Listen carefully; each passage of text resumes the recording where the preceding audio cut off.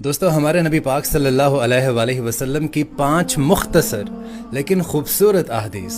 हमारे नबी पाक का इरशाद है कि फ़र्ज़ नमाज के सिवा आदमी की बेहतरीन नफल नमाज वो है जो घर में बैठकर पढ़ी जाए। आपने इरशाद फरमाया कि बेटियों को नापसंद ना किया करो, ये तो बड़ी मोहब्बत करने वाली और बहुत ही कदर के लायक हैं। आपने इरशाद फरमाया कि क़यामत इस हाल में कायम हो जाएगी कि एक शख्स लुकमा खाने के लिए उठाएगा और वो शख्स खा नहीं पाएगा। आपने इरशाद फरमाया कि फजर के वक्त अंधेरे में चलकर मस्जिद आने वालों को क़यामत